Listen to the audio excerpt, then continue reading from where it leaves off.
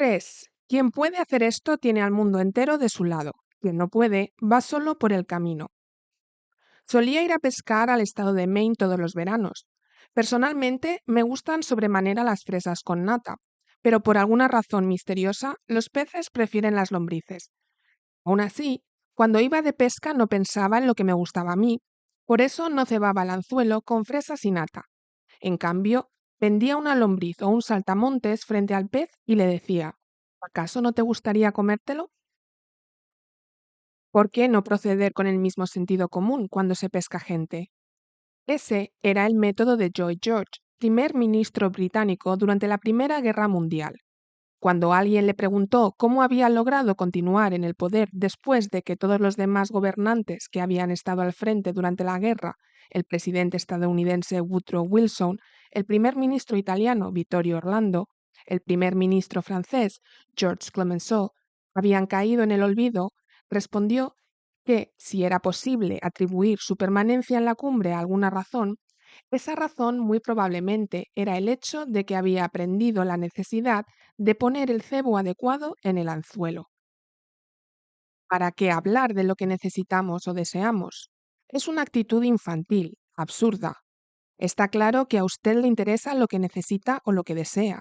Le interesará siempre, pero no le interesa a nadie más. Y el resto de los seres humanos somos iguales, solo nos interesa lo que queremos o necesitamos. Por tanto, el único medio del que disponemos para influir sobre los demás es hablar acerca de lo que ellos quieren y ayudarles a conseguirlo. Acuérdese de esto mañana, cuando pretenda conseguir que alguien haga algo. Si, por ejemplo, no quiere que su hijo fume, no lo sermonee y no hable de lo que usted quiere. Muéstrele, en cambio, que los cigarrillos pueden impedirle formar parte del equipo de baloncesto del colegio o ganar la carrera de 100 metros.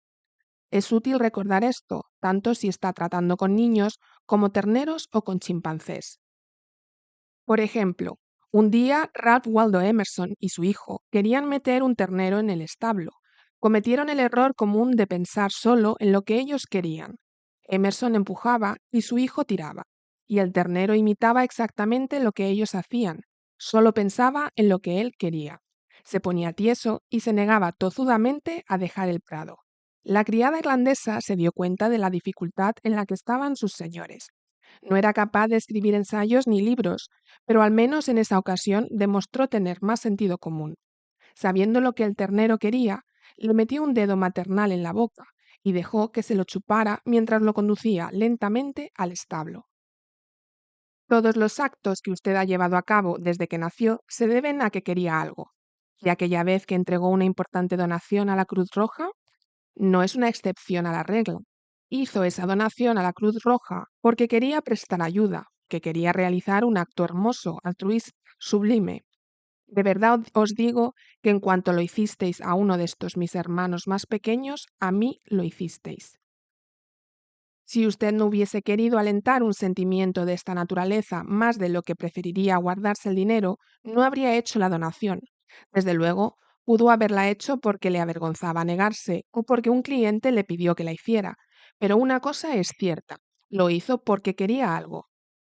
El profesor Henry A. Overstreet, en su esclarecedor libro Influir en el comportamiento humano, dice: la acción surge de nuestros deseos fundamentales, y el mejor consejo que puede darse a los que pretenden ser persuasivos, ya sea en los negocios, en la vida familiar, en la escuela o en la política, es este.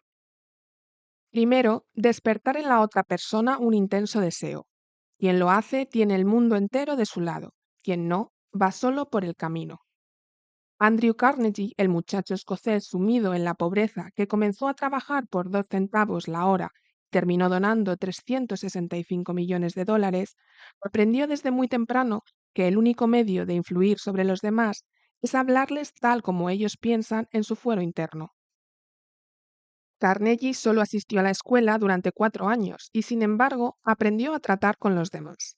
A manera de ejemplo, su cuñada estaba tremendamente preocupada por sus 2 hijos, que estudiaban en Yale, y estaban tan atareados con sus propios asuntos que no escribían a casa ni prestaban atención a las furiosas cartas de su madre.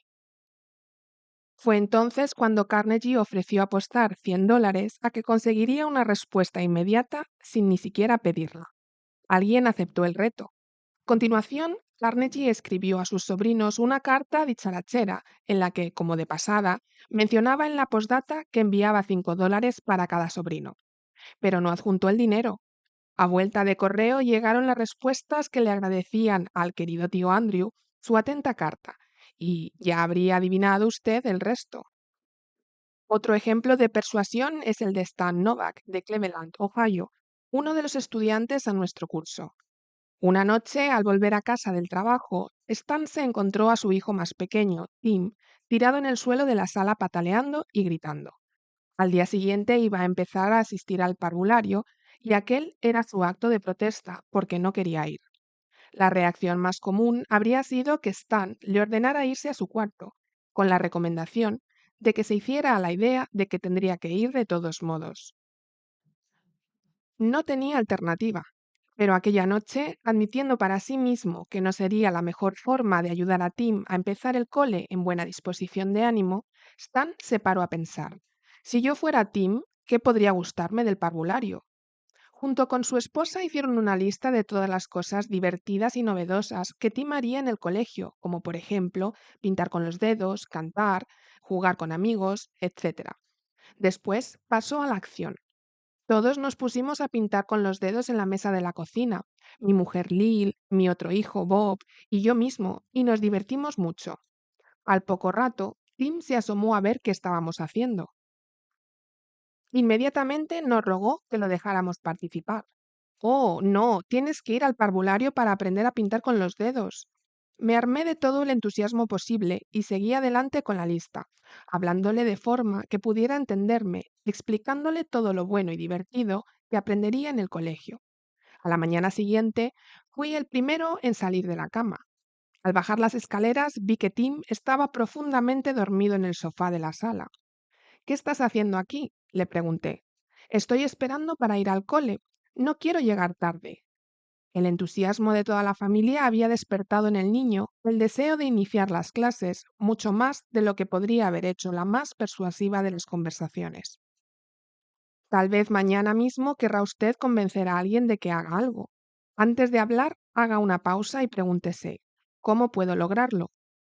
Esta pregunta evitará que se lance a la ligera a hablar inútilmente sobre sus deseos. Hubo un tiempo en el que yo alquilaba el gran salón de baile de cierto hotel de Nueva York 20 noches por temporada, a fin de dar allí una serie de conferencias. Un año, de repente me informaron de que tendría que pagar casi el triple por el alquiler. Y esta noticia me llegó después de tener impresas y distribuidas las entradas y haber hecho todos los anuncios. Como es natural, yo no quería pagar ese aumento, pero ¿de qué iba a servirme hablar con la dirección del hotel de lo que yo quería? Solo le interesaría lo que querían ellos. Un par de días más tarde me decidí a ver al director. Quedé algo sorprendido cuando recibí su carta, le dije, pero no me quejo. De haber estado en su lugar, es muy probable que hubiese escrito algo similar. Su deber como gerente del hotel es conseguir el máximo beneficio. Si no procede así, lo despedirán, como es lógico. Pero por favor, anotemos en un papel las ventajas y desventajas que resultarán para el hotel si insiste en este aumento de alquiler. Cogí entonces una hoja de papel, tracé una línea por el medio y encabecé una columna con la palabra ventajas y la otra con desventajas. Bajo el título Ventajas escribí lo siguiente: Salón de baile libre. Luego dije: tendrán ustedes la ventaja de quedarse con el salón libre para alquilarlo para bailes y convenciones. Es una gran ventaja, porque eso les rendirá mucho más dinero del que pueden conseguir con una serie de conferencias. Si comprometen el salón conmigo para 20 noches en medio de la temporada, es casi seguro que perderán algunos negocios muy provechosos. Ahora, agregué, consideremos las desventajas. Primero, en lugar de aumentar sus ingresos, verán ustedes que disminuyen. En realidad, lo van a perder todo, porque no puedo pagar el alquiler que me piden. Me veré obligado a celebrar estas conferencias en algún otro local. Hay además otra desventaja para ustedes. Estas conferencias atraen a una multitud de personas educadas y cultas. Se trata, pues, de una buena publicidad, ¿verdad? Lo cierto es que si se gastaran ustedes $5.000 en anuncios en la prensa, no conseguirían atraer al hotel tanta gente como la que viene a estas conferencias. Esto es muy valioso para el hotel, ¿no? Mientras hablaba, había escrito estas dos desventajas bajo el título correspondiente, y entonces entregué la hoja de papel al gerente, diciéndole: deseo que estudie cuidadosamente las ventajas y las desventajas que van a resultar para el hotel de esta decisión, que después me haga conocer su decisión definitiva. Al día siguiente recibí una carta en la que me informaban de que mi alquiler aumentaría solo un 50% en lugar de un 300%. Recuérdese que obtuve esta reducción sin decir una palabra de lo que yo quería. No hablé más que de lo que quería el hotel y de cómo podía lograrlo. Supongamos que yo hubiese procedido de la manera más propia de los humanos, y hubiera irrumpido hecho una furia en la oficina del gerente para decirle: ¿qué es esto de aumentarme el alquiler un 300% cuando sabe que ya se han impreso y vendido las entradas y se han publicado los anuncios? 300%, ridículo, absurdo, no lo voy a pagar. ¿Qué habría ocurrido entonces? Sencillamente que habría comenzado una acalorada discusión y ya se sabe cómo terminan todas las discusiones. Aunque hubiese convencido al gerente de su error, su orgullo herido habría impedido que cediera. El que sigue es uno de los mejores consejos que existen en lo que respecta al arte de las relaciones humanas. Si hay un secreto del éxito, dijo Henry Ford, reside en la capacidad de apreciar el punto de vista del prójimo y ver las cosas desde ese punto de vista, tanto como desde el propio. Es tan bueno que voy a repetirlo. Si hay un secreto del éxito, reside en la capacidad de apreciar el punto de vista del prójimo y ver las cosas desde ese punto de vista, tanto como desde el propio. Es tan simple y tan obvio que cualquiera debería ver la verdad que encierra en un abrir y cerrar de ojos. Sin embargo, el 90% de la gente lo ignora el 90% de las veces. Señor fulano de tal, ciudad Indiana.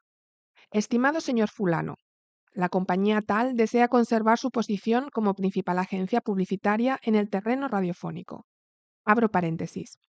¿A quién le interesa lo que desea su compañía? Yo estoy preocupado por mis problemas. El banco va a ejecutar la hipoteca de mi casa. El jardín está lleno de plagas. El mercado de valores bajó ayer. Perdí el tren de las 8:15 esta mañana. No me invitaron a la fiesta que dieron anoche los Pérez. El médico me ha dicho que tengo la tensión arterial alta, neuritis y caspa. Y bien, ¿qué pasa? Que llego esta mañana a la oficina, preocupado, abro la correspondencia y me encuentro con un señor engreído que desde Nueva York se dedica a cacarear sobre lo que desea su empresa. Intolerable. Si se diera cuenta de la impresión que causa esta carta, abandonaría la industria publicitaria y se dedicaría a criar ovejas. Cierro paréntesis. Los contratos nacionales de publicidad de esta agencia fueron el baluarte de la cadena radiofónica. En años sucesivos hemos ocupado en todas las emisoras más tiempo publicitario que cualquier otra agencia. Abro paréntesis. Son ricos y poderosos y están en la cima, ¿verdad? ¿Y a mí qué? No me interesa para nada que sean ustedes tan grandes como la General Motors, la General Electric y el Ejército, todos juntos. Si usted, señor, tuviera un poco de sentido común, habría aprendido que a mí me interesa cuán grande soy yo, no ustedes. Toda esta cháchara sobre sus enormes éxitos me hace sentir pequeño y carente de importancia. Cierro paréntesis. Deseamos atender a nuestras cuentas con lo más novedoso en materia de emisoras de radio. Abro paréntesis. Ustedes desean, ustedes, borrico. No me interesa lo que desea usted, ni tampoco lo que desea el presidente de Estados Unidos. Déjeme que se lo diga de una vez por todas. Solo me interesa lo que yo quiero, y de eso no ha dicho una sola palabra todavía en toda la carta. Cierro paréntesis. Ponga, por tanto, a la compañía tal en su lista de preferencia para el envío de informaciones semanales sobre su emisora, todos los detalles que puedan resultar útiles para que una agencia contrate espacios de forma inteligente. Abro paréntesis. Lista de preferencia. ¡Qué descaro! Me hace sentir insignificante con toda esa referencia a su grandeza y luego me pide que ponga su empresa en la lista preferencial, sin siquiera pedirlo por favor. Cierro paréntesis. Un inmediato acuse de recibo de esta carta, que incluya las últimas novedades de esa emisora, será de mutuo beneficio. Abro paréntesis. Insensato. Me envía una carta que es una circular barata que se esparce por el país entero como las hojas de otoño, y tiene la osadía de pedirme, cuando estoy preocupado por la hipoteca, el jardín y mi salud, que me siente a dictar una nota personal en respuesta a su circular. Y además, que lo haga pronto.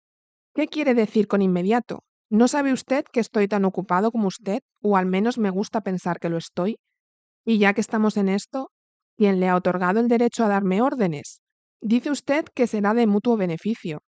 Al fin, al fin empieza usted a ver mi punto de vista, pero de todos modos no me explica cómo puede ser beneficioso para mí. Cierro paréntesis.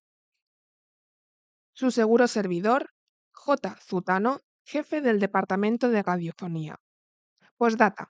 Le adjunto el derecho de reproducción del Blankfield Journal, que será de interés para usted y que quizá quiera difundir por su emisora.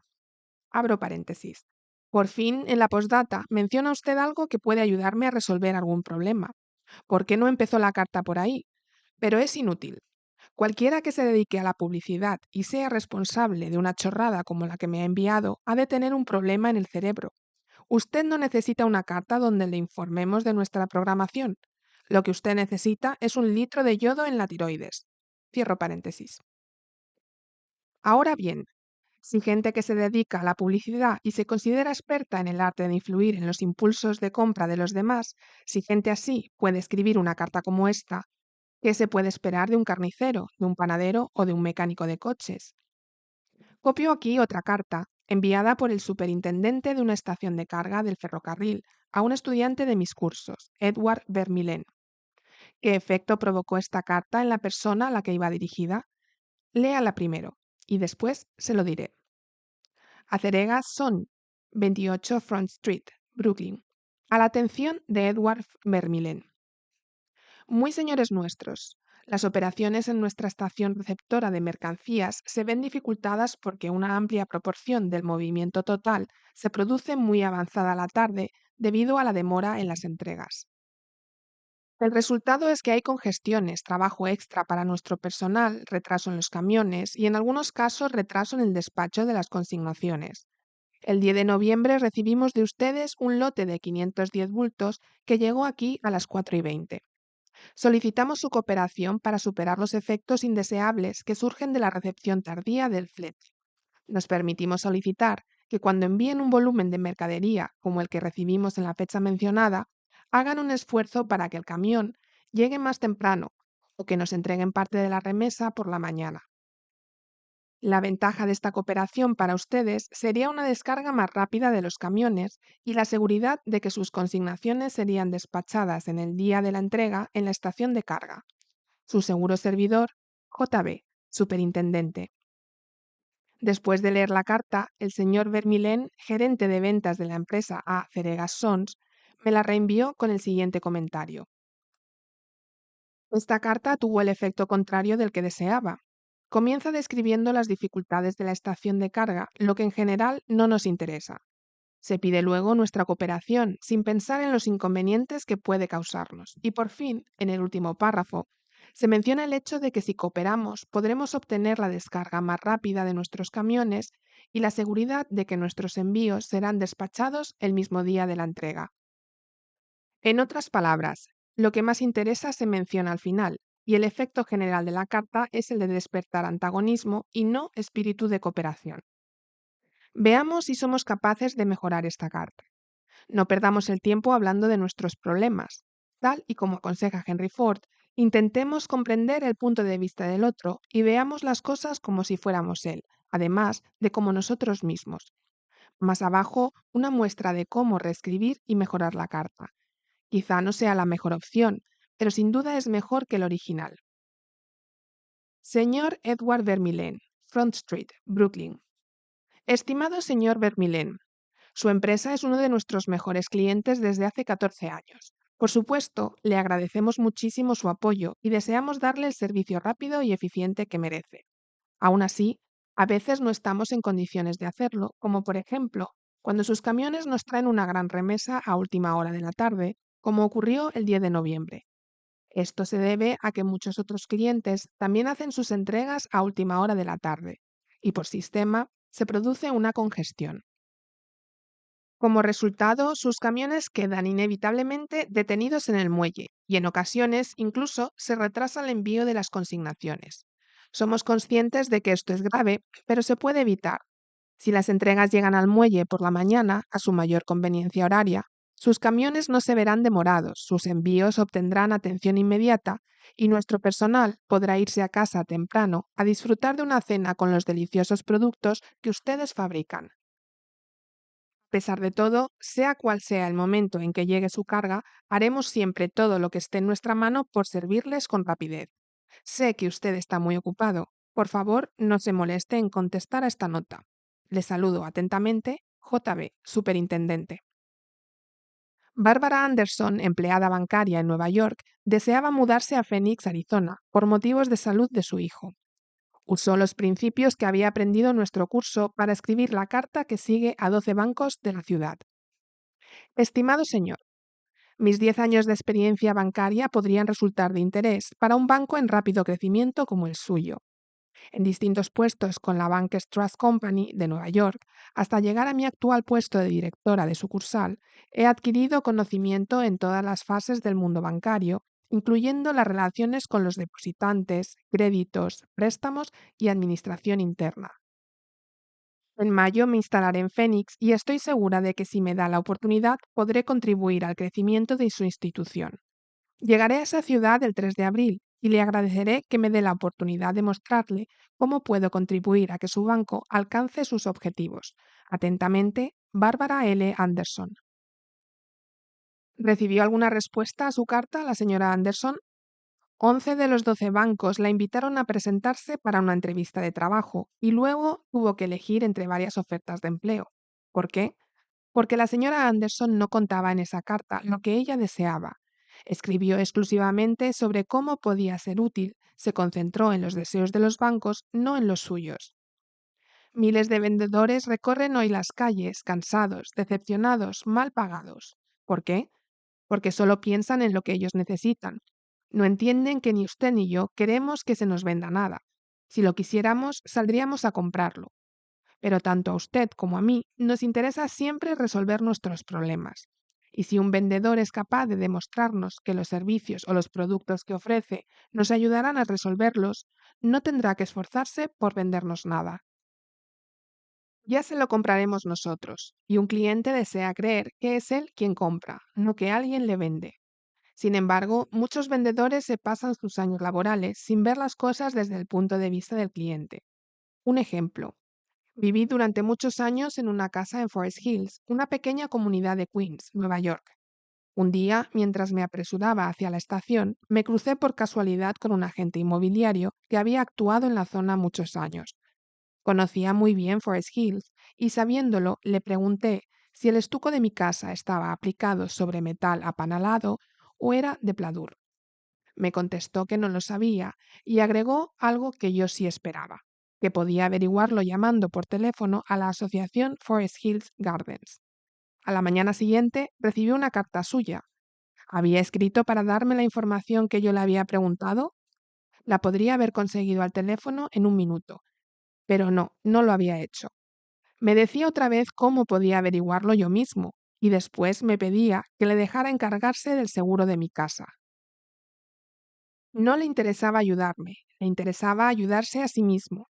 J. Howard Lucas, de Birmingham, Alabama, cuenta cómo manejaron una misma situación dos vendedores de la misma empresa. Hace varios años yo formaba parte del equipo de dirección de una pequeña empresa. Cerca de nuestras oficinas teníamos la sucursal de una gran compañía de seguros. Sus agentes tenían asignados territorios y nuestra empresa tenía asignados dos agentes, a quienes llamaré Carl y John. Una mañana, en nuestras oficinas, Carl mencionó, de pasada, que su compañía había lanzado un nuevo seguro de vida para ejecutivos y que creía que podría interesarnos más adelante, por lo que volvería cuando tuviera más información al respecto. El mismo día, John me vio por la calle, cuando volvía de tomar un café con un colega de trabajo, y me llamó a gritos. Lucas, espera, tengo una gran noticia para vosotros. Corrió hacia nosotros y muy entusiasmado nos habló de un nuevo seguro de vida que su empresa había puesto en marcha ese mismo día, el mismo que había mencionado Carl. Quería que fuéramos los primeros en contratarlo. Nos dio algunos datos importantes sobre la cobertura y terminó diciendo, este seguro es tan novedoso que mañana haré venir a alguien de la oficina central para que lo explique todo. Mientras tanto, llenemos y firmemos las solicitudes. Así mi compañero tendrá más información sobre la que trabajar. Su entusiasmo despertó en nosotros un impaciente deseo de tener esas pólizas, aun cuando no conocíamos aún los detalles. Cuando lo supimos, nos confirmaron la perspectiva inicial de John, que no solo nos colocó una póliza a cada uno de nosotros, sino que posteriormente duplicó la cobertura inicial de la misma. Carl podría haber hecho esas ventas, pero no invirtió ningún esfuerzo para despertar en nosotros el deseo de comprar. El mundo está lleno de personas egoístas y codiciosas. Por eso, los pocos individuos que con altruismo tratan de servir a los demás tienen enormes ventajas. Es más, no tienen competencia. Owen D. Young, un conocido abogado y fundador de la Radio Corporation of America, dijo que el hombre capaz de ponerse en el lugar de los demás, que puede comprender el funcionamiento de la mente ajena, no tiene por qué preocuparse por el futuro. Si gracias a la lectura de este libro gana usted una sola cosa, una creciente tendencia a pensar siempre desde el punto de vista del otro y ver el mundo desde otro ángulo, si consigue tan solo eso de este libro, bien podría decir que ha subido un peldaño más en la escalera de su carrera. Tener en cuenta el punto de vista del otro y despertar en esa persona un deseo ferviente de algo no debe confundirse con manipular para que alguien haga algo en detrimento de sus propios intereses. Ambas partes deben salir ganando en la negociación. En el caso de las cartas al señor Vermillen, tanto el remitente como el receptor ganaron el poner en práctica lo sugerido. Tanto el banco como la señora Anderson ganaron gracias a la carta que ella envió, porque el banco consiguió una empleada valiosa y la señora un empleo compatible con sus necesidades. La mejor manera de motivar a alguien para que haga algo por usted es mostrarle cómo se beneficiará él también de la transacción. Michael E. Wyden podría dar fe de ello. Mike, representante regional de la Shell Oil Company en Rhode Island, pasaba por una situación que lo estaba atormentando, pero dio con una solución ingeniosa. Su problema era una gasolinera obsoleta y destartalada. Mike estaba decidido a ser el número uno en su área de competencias, pero esta gasolinera estaba en tan malas condiciones que las ventas iban mermando, alejándolo así del objetivo que se había propuesto. La gasolinera estaba en manos de un hombre mayor y obstinado que no tenía ninguna intención de cambiar, y Michael, ni aun usando todas sus artes más lisonjeras, conseguía persuadirlo de adecentar el lugar. Primero, Mike trató de razonar con él, aportando algunas buenas ideas de mejora. No hubo suerte. Luego intentó hablar con el corazón en la mano, y finalmente se entregó a la súplica. Nada de todo esto tuvo el menor efecto. El tipo era más obcecado que una mula de Missouri. Entonces Mike tuvo una idea. Si invitaba a este hombre a visitar la nueva gasolinera de la región, tal vez lo inspiraría a renovar la suya. Al señor le interesó ver cómo andaba su competencia y aceptó sin reticencias, de manera que Mike organizó una visita a las nuevas instalaciones. Lo que vio allí lo dejó tan impresionado que cuando Mike volvió por la vieja gasolinera, casi no reconoció el lugar. Había hecho una limpieza a fondo y ya se registraba un aumento de las ventas, y esto le permitió a Mike alcanzar su objetivo de ser el representante con mayores ventas del distrito. Todo el palabrerío de Mike no había logrado nada, pero al despertar un alelo profundo en el gerente de la gasolinera, al ayudarlo a visualizar cómo podía llegar a ser su local, ambos se beneficiaron. La mayoría de la gente va a la universidad y aprende a leer a Shakespeare y a dominar los misterios del cálculo, sin llegar nunca a saber cómo funcionan sus propios cerebros. Por ejemplo, una vez dio un curso de oratoria para jóvenes universitarios que entraban como empleados en la Carrier Corporation, la gran compañía de acondicionadores de aire. Uno de los estudiantes quiso convencer a los demás para jugar partidos de baloncesto en su tiempo libre, y les dijo más o menos esto: quiero que vengáis a jugar al baloncesto. Me gusta jugar, pero las últimas veces que he ido al gimnasio no éramos suficientes para organizar un partido. Dos o tres nos pusimos a tirarnos la pelota y acabé con un ojo morado. Querría que todos vinierais conmigo mañana por la noche. Quiero jugar al baloncesto. ¿Acaso mencionó lo que querían los demás? ¿A quién le gusta ir a un gimnasio al que no va nadie? A los demás no les importaba lo que él quería, y sobre todo no querían acabar con un ojo morado. ¿Podría haberles mostrado lo que obtendrían al ir al gimnasio? Sin duda. Mayor vitalidad, más apetito, mente más clara, diversión, juegos, baloncesto. Repitamos el sabio consejo del profesor Overstreet. Primero, despertar en la otra persona un intenso deseo. Quien puede hacerlo tiene el mundo entero de su lado. Quien no puede va solo por el camino. K.T. Dutchman, ingeniero telefónico, no lograba que su hija de 3 años se comiera el desayuno. Los regaños habituales, las súplicas y la persuasión eran en vano. Entonces los padres se preguntaron, ¿cómo podemos hacer para que se tome el desayuno? A la pequeña le encantaba imitar a su madre, sentirse mayor, adulta, así que una mañana la subieron a una silla y la dejaron preparar el desayuno. En el momento psicológico más adecuado, el padre entró en la cocina, justo cuando ella revolvía las gachas, y la niña dijo, ¡Ay, mira, papá! Soy yo quien prepara el desayuno esta mañana. Se comió 2 raciones sin que hiciera falta ninguna coacción ni persuasión, porque ahora sí estaba interesada. Había logrado sentirse importante. Había encontrado una forma de afirmación personal en la preparación del desayuno. El crítico teatral William Winter comentó una vez que la afirmación de sí mismo es la necesidad dominante de la naturaleza humana. ¿Por qué no recurrir a esta misma psicología en los negocios?